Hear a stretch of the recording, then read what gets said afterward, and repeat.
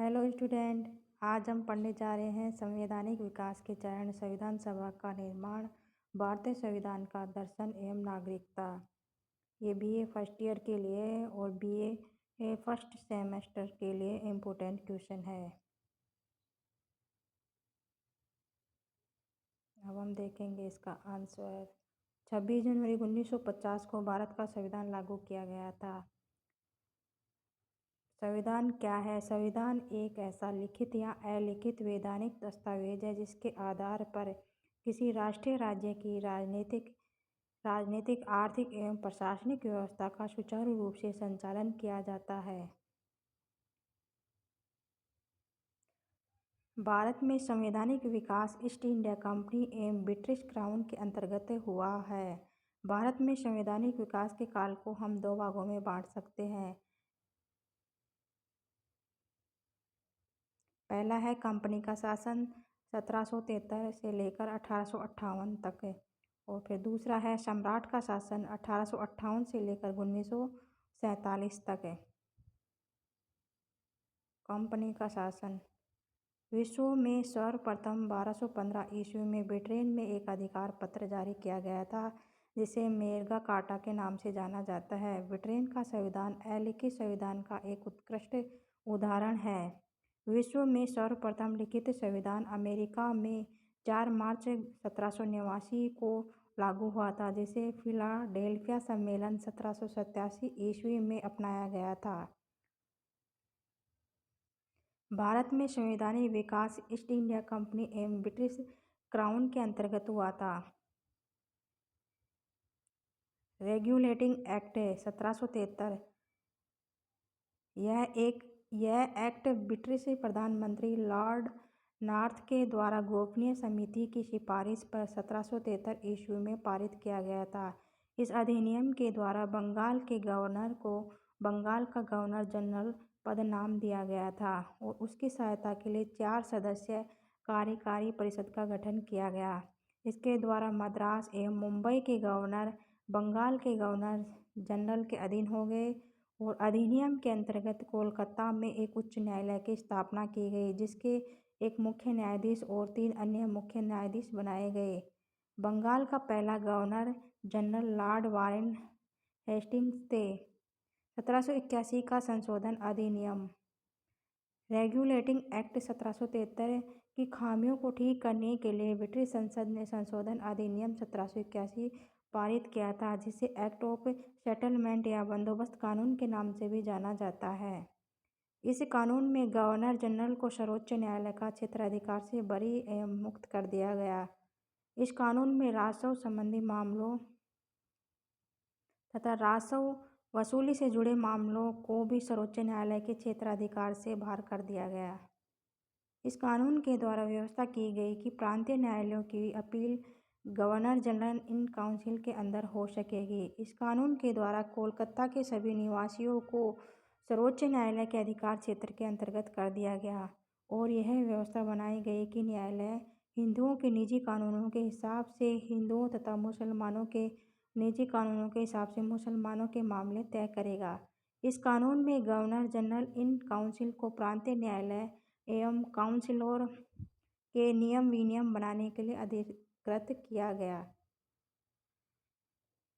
Pitt's India act 1784 यह act east India company द्वारा भारतीय राज्य क्षेत्र पर ब्रिटिश क्राउन के स्वामित्व के दावे का पहला दस्तावेज था, जिनके माध्यम से कंपनी के वाणिज्य एवं राजनीतिक कार्यों को पृथक किया गया या अलग किया गया।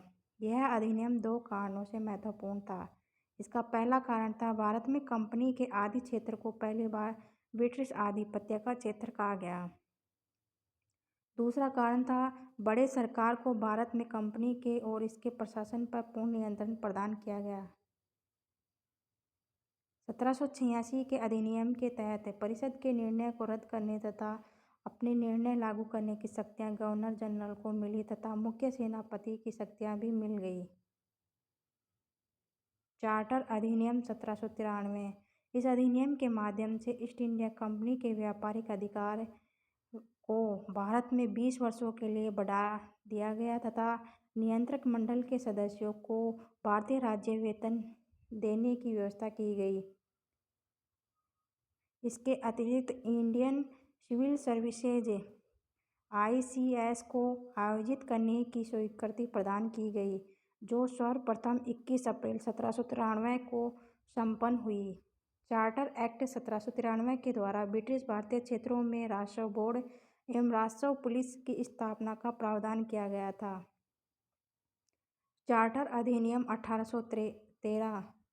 इस एक्ट के द्वारा भारत में ईस्ट इंडिया कंपनी के व्यापारिक एकाधिकार को समाप्त करके कुछ विशेष प्रतिबंधों के साथ समस्त ब्रिटिश नागरिकों को भारत से व्यापार करने की छूट प्रदान की गई।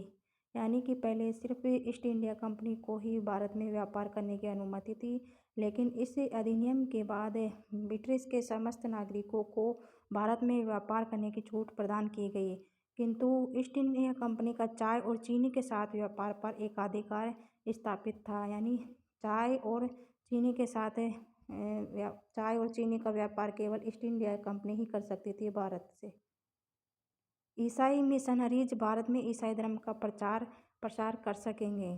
चार्टर अधिनियम 1833 से यह अधिनियम ब्रिटिश भारत के प्रशासनिक केंद्रीकरण की दिशा का पहला निर्णायक कदम था, जिसके द्वारा बंगाल के गवर्नर जनरल को भारत का गवर्नर जनरल नियुक्त किया गया।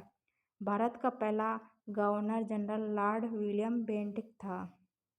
इसमें समस्त नागरिक एवं सैन्य शक्तियाँ निहित थी, किंतु मद्रास और बम्बई के गवर्नर को विधायी शक्तियों से वंचित कर दिया गया। इस चार्टर अधिनियम के अंतर्गत इसके पूर्व बनाए गए कानूनों को नियामक कानून एवं नए कानूनों के तहत बनाए गए कानूनों को अधिनियम कहा गया। चार्टर एक्ट 1833 के अंतर्गत ईस्ट इंडिया कंपनी के व्यापारिक एकाधिकार को समाप्त कर दिया गया तथा यह प्रशासनिक संस्था के रूप में कार्य करने लगी। इसके अतिरिक्त सिविल सेवकों के चयन के लिए खुली प्रतियोगिता का आयोजन का शुभारंभ भी करने का प्रयास किया गया। यानी जो सिविल जो एग्ज़ाम होती है उनमें खुली प्रतियोगिताएं होने लगी। पहले ऐसे किसी को लिया जाता था। चार्टर अधिनियम 1853 ईस्वी में यह अंतिम चार्टर है। 1793 से लेकर 1853 ईस्वी के मध्य ब्रिटिश संसद के द्वारा पारित चार्टर एक्ट श्रृंखला का यह अंतिम अधिनियम था। इस अधिनियम में पहली बार गवर्नर जनरल की परिषद के विधायी और प्रशासनिक कार्यों को अलग कर दिया गया। इस अधिनियम के तहत 6 नए पार्षद जोड़े गए, जिन्हें विधान पार्षद कहा गया,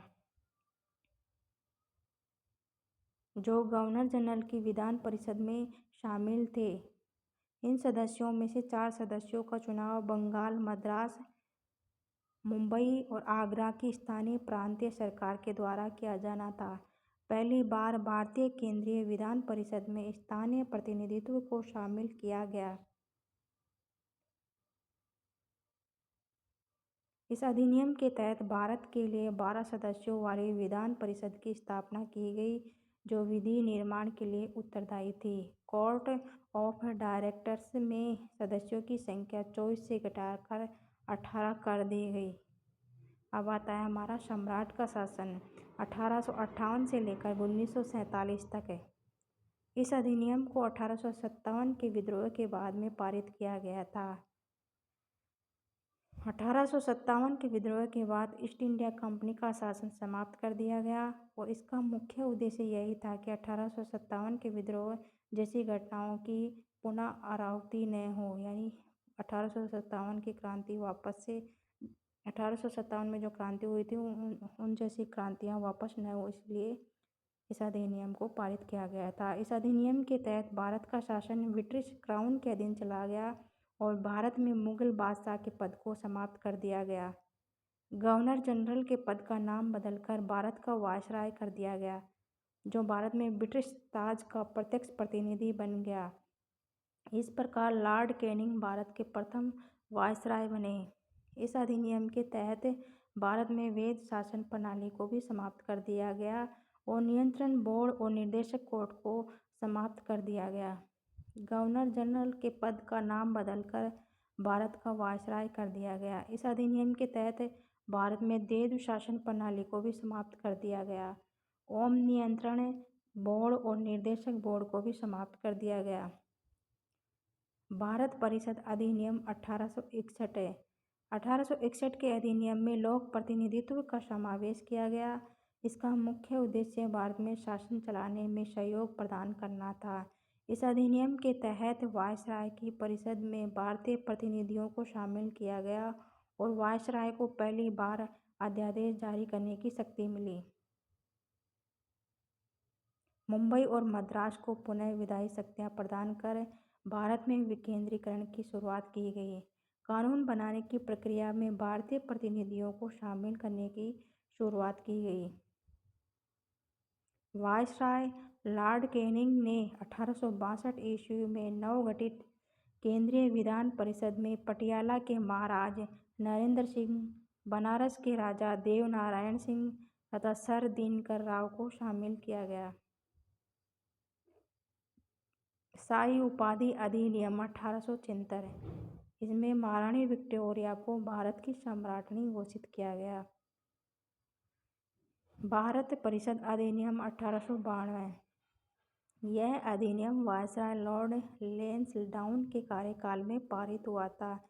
इसके तहत वायसराय की कार्यकारी परिषद में एक सदस्य और बढ़ा दिया गया तथा केंद्रीय और प्रांतीय विधान परिषदों में अतिरिक्त गैर सरकारी सदस्यों की संख्या में वृद्धि की गई, लेकिन बहुमत सरकारी सदस्यों का ही रहता था। इस अधिनियम में विधान परिषद की शक्तियों में भी वृद्धि की गई, जिसके तहत विधान परिषद के सदस्यों को आर्थिक नीतियाँ एवं बजट पर बहस करने एवं बजट का ब्यौरा पेश करने की अनुमति भी प्रदान की गई, लेकिन मतदान का अधिकार नहीं दिया गया। इस अधिनियम में परिषद के सदस्यों को जनहित से संबंधित मामलों में कुछ प्रश्न पूछने का भी अधिकार दे दिया गया।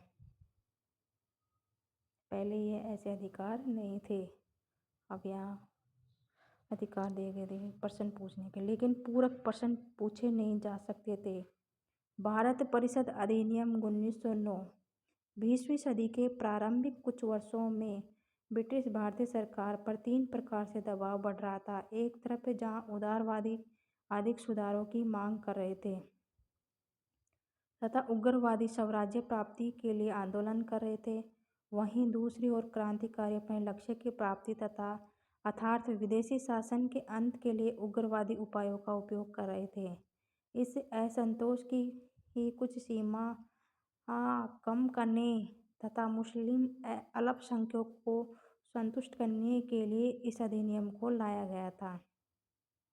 इस अधिनियम को मार्ले मिंटो सुधार अधिनियम के भी नाम से भी जाना जाता है, क्योंकि उस समय लॉर्ड मार्ले इंग्लैंड में भारत के राज्य सचिव थे और तथा लॉर्ड मिंटो भारत में वायसराय थे। ये दो अलग अलग हैं। इस अधिनियम के तहत केंद्रीय और प्रांतीय विधान परिषद के आकार में भी वृद्धि की गई थी और केंद्रीय परिषद के सदस्यों की संख्या 16 से बढ़ाकर 60 कर दी गई थी, जबकि प्रांतीय विधान परिषद में इनकी संख्या अलग अलग थी। इस अधिनियम के तहत भारत में पृथक निर्वाचन प्रणाली की भी शुरुआत हुई। इसके आधार पर मुस्लिमों के लिए पृथक निर्वाचन मंडल की व्यवस्था की गई, जिसके अंतर्गत मुस्लिम सदस्यों का चुनाव मुस्लिम मतदाता ही कर सकते थे। इस प्रकार इस अधिनियम के माध्यम से सांप्रदायिकता को वैधानिकता प्रदान की गई। वायसराय लॉर्ड मिंटो को सांप्रदायिक निर्वाचन का जनक कहा जाता है। गवर्नर जनरल के कार्यकाल में पहली बार भारतीयों को प्रतिनिधित्व मिला। भारत शासन अधिनियम 1919। भारत के संवैधानिक विकास में भारत शासन अधिनियम 1919 का महत्वपूर्ण स्थान है। इस अधिनियम को मॉन्टेग्यू-चेम्सफोर्ड सुधार भी कहते हैं। इस अधिनियम के निर्माता भारत सचिव मॉन्टेग्यू और भारत के वायसराय चेम्सफोर्ड थे, इसलिए इस अधिनियम को मॉन्टेग्यू या चेम्सफोर्ड सुधार भी कहा जाता है। यह अधिनियम अनेक तात्कालिक कारणों जैसे प्रथम विश्व युद्ध का ब्रिटेन पर बढ़ता प्रभाव, कांग्रेस की सक्रियता एवं संवैधानिक सुधारों की मांग, होम रूल आंदोलन का प्रभाव आदि कारणों से यह अधिनियम पारित किया गया। इस अधिनियम की मुख्य विशेषता प्रांतों में द्वैध शासन लागू करना था। इसके तहत केंद्रीय और प्रांतीय विषयों को पृथक किया गया और द्वैध शासन प्रणाली के तहत प्रांतीय विषयों को दो भागों में विभाजित किया गया। पहला है राजस्व, न्याय, वित्त और पुलिस आदि। दूसरा है स्थानीय स्वशासन, शिक्षा एवं कृषि, स्वास्थ्य आदि। ये हस्तांतरित विषय थे। इस अधिनियम के द्वारा केंद्र में द्विसदनात्मक विधायिका स्थापित की गई। केंद्रीय विधान परिषद का स्थान राज्य परिषद, उच्च सदन एवं विधानसभा का निम्न सदन वाले द्विसदनात्मक विधानमंडल ने ले लिया। इस अधिनियम की समीक्षा के लिए एक वैधानिक आयोग के गठन का प्रावधान किया गया, जिसका मुख्य कार्य अधिनियम की जांच करके 10 वर्ष के पश्चात अपनी रिपोर्ट प्रस्तुत करना था। इसके अंतर्गत ही ब्रिटेन में 1927 में साइमन आयोग का गठन किया गया तथा 1928 में वह भारत आया था। इस आयोग का अध्यक्ष सर जॉन साइमन को नियुक्त किया गया था।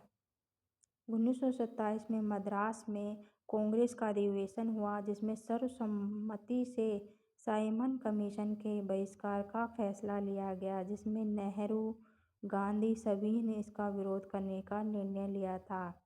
मुस्लिम लीग ने भी साइमन के बहिष्कार का ही फैसला किया था। 3 फरवरी 1928 को कमीशन भारत पहुंचा था। अगस्त 1928 ईस्वी में पंडित मोतीलाल नेहरू की अध्यक्षता में भारतीय संविधान के मसौदे को तैयार करने के लिए एक 8 सदस्यों वाली समिति बनाई गई थी। इस समिति ने प्रस्तावित संविधान का जो प्रारूप प्रस्तुत किया उसे नेहरू रिपोर्ट के नाम से पुकारा गया या जाना गया। नोट: इस अधिनियम के तहत ही यूपीएससी का गठन किया गया था। भारत के पहले आईएएस अधिकारी सत्येंद्र नाथ टैगोर बने थे और इसी अधिनियम के तहत महिलाओं को मतदान करने का भी अधिकार दिया गया था। भारत शासन अधिनियम 1935 है। Indian council act 1935। राजनीतिक दृष्टिकोण से भारत शासन अधिनियम 1935 भारतीय संविधान के विकास में विशिष्ट स्थान रखता है। यह अधिनियम साइमन आयोग की रिपोर्ट, नेहरू समिति की रिपोर्ट, तीनों गोलमेज सम्मेलनों के प्रतिवेदन एवं ब्रिटिश सरकार के श्वेत पत्र पर आधारित था। इसके अंदर दिए गए प्रावधान निम्नलिखित थे। पहला प्रावधान था अखिल भारतीय संघ की स्थापना। यह संघ 11 ब्रिटिश प्रांतीय, 6 चीफ कमिश्नर के क्षेत्रों और उन देशी रियासतों में मिलकर बनना था जो स्वेच्छा से संघ में शामिल होना चाहते थे। प्रांतों के लिए संघ में शामिल होना अनिवार्य था, लेकिन देशी रियासतों के लिए यह ऐच्छिक था, यानी अपनी इच्छा से वे शामिल हो सकते थे, जिसके कारण देशी रियासतें संघ में सम्मिलित नहीं हुई।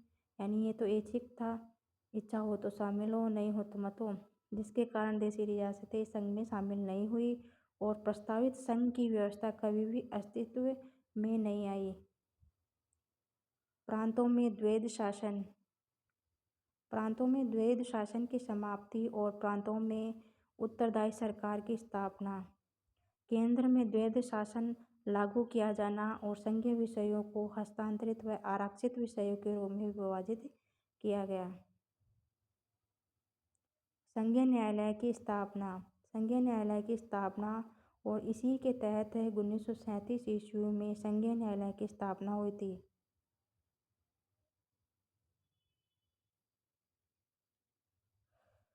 इस न्यायालय में एक मुख्य न्यायाधीश और 2 अन्य न्यायाधीशों की व्यवस्था की गई। न्यायालय से संबंध में अंतिम शक्ति प्रीवी काउंसिल लंदन को प्राप्त थी।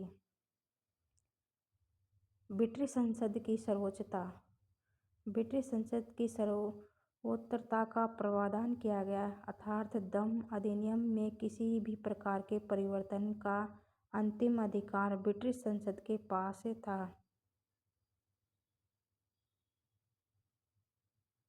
प्रांतीय विधानमंडल और संघीय व्यवस्थापिका दोनों में से कोई भी किसी भी प्रकार का परिवर्तन नहीं कर सकते थे। इसमें भारत परिषद समाप्त। इस अधिनियम के तहत ब्रिटेन में भारत परिषद को समाप्त कर दिया गया। निर्वाचन पद्धति का विस्तार। सांप्रदायिक निर्वाचन पद्धति का विस्तार किया गया। रिजर्व बैंक की स्थापना। इस अधिनियम के तहत रिजर्व बैंक की स्थापना की गई। 1937 का प्रांतीय चुनाव। भारत शासन अधिनियम 1935 के अधीन वर्ष 1937 में 11 प्रांतों में प्रांतीय विधानमंडल चुनाव संपन्न हुए, और जिसमें 1585 सीटों में से 711 सीटों पर कांग्रेस को विजय प्राप्त हुई थी। क्रिप्स मिशन मार्च 1942 में ब्रिटिश सरकार के द्वारा भेजा गया एक मिशन था, जिसका उद्देश्य द्वितीय विश्व युद्ध के समय अपने लिए भारत का पूर्ण सहयोग प्राप्त करना था। सर स्टैफोर्ड क्रिप्स इसके अध्यक्ष थे, जो विंस्टन चर्चिल के मंत्रिमंडल के साम्यवादी झुकाव वाले एक वरिष्ठ राजनेता थे। आरंभिक बातचीत के बाद मिशन ने 16 मई 1946 को नई सरकार के गठन का प्रस्ताव रखा। 24 मार्च 1946 को यह भारत आया। भारतीय स्वतंत्रता अधिनियम 1947। 20 फरवरी 1947 को ब्रिटिश प्रधानमंत्री क्लीमेंट एटली ने घोषणा की थी कि 30 जून 1947 को भारत में ब्रिटिश शासन समाप्त हो जाएगा। इसके बाद सत्ता उत्तरदायी भारतीय सरकार के हाथों में सौंप दी जाएगी। इसके उपरांत ब्रिटिश सरकार ने भी स्पष्ट कर दिया था कि संविधान सभा का गठन किया जाएगा, जो भारतीय संविधान का निर्माण करेगी। इसके बाद लॉर्ड माउंटबेटन वायसराय बनकर भारत आए और उन्हें भारत की स्वतंत्रता एवं भारत के विभाजन से संबंधित कार्य सौंपा गया था। इसी के अंतर्गत माउंटबेटन योजना के अनुसार भारतीय स्वतंत्रता अधिनियम 1947 जुलाई 1947 को ब्रिटिश संसद में प्रस्तुत किया गया था, जिसे 18 जुलाई 1947 को स्वीकृति प्रदान की गई थी। इस अधिनियम को भारतीय स्वतंत्रता अधिनियम 1947 को 18 जुलाई 1947 को स्वीकृति प्रदान की गई थी। इस अधिनियम के तहत निम्नलिखित प्रावधान किए गए। इस अधिनियम के तहत भारत में ब्रिटिश राज समाप्त कर 15 अगस्त 1947 को भारत को स्वतंत्र संप्रभु राष्ट्र घोषित कर दिया जाएगा, जबकि 14 अगस्त 1947 को भारत का विभाजन कर पाकिस्तान का निर्माण किया गया। यानी 14 अगस्त को भारत और पाकिस्तान अलग अलग हो गए थे। इस अधिनियम के तहत वायसराय के पद को भी समाप्त करके गवर्नर जनरल बना दिया गया। प्रत्येक अधिराज्य में एक ही गवर्नर जनरल होगा, जिसकी नियुक्ति इंग्लैंड का सम्राट करेगा। दोनों राज्यों के लिए संविधान निर्माण सभा बनाने का अधिकार प्रदान किया गया, जो अपने राज्य के लिए संविधान निर्माण कर सकते थे।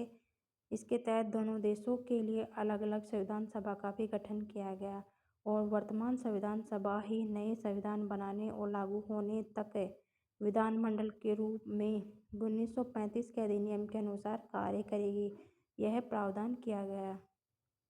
सर रैडक्लिफ की अध्यक्षता में दोनों अधिराज्यों की सीमा का निर्धारण करने के लिए 2 सीमा आयोग, पंजाब सीमा आयोग और बंगाल सीमा आयोग गठित किए गए। जब तक संविधान का निर्माण नहीं कर लेती, तब तक संविधान सभा विधानमंडल के रूप में भी कार्य करेगी। साथ ही विधानमंडल के रूप में कार्य करते समय इनकी शक्तियों पर ब्रिटिश संसद का किसी प्रकार का नियंत्रण नहीं रहेगा। 14 या 15 अगस्त 1947 की मध्य रात्रि को भारत में ब्रिटिश शासन का अंत हो गया और समस्त शक्तियाँ दो नए स्वतंत्र डोमिनियन अधिराज्य भारत और पाकिस्तान को स्थानांतरित कर दी गई। लॉर्ड माउंटबेटन नए डोमिनियन भारत के प्रथम गवर्नर जनरल बने। उन्होंने पंडित जवाहरलाल नेहरू को भारत के पहले प्रधानमंत्री के रूप में शपथ दिलाई।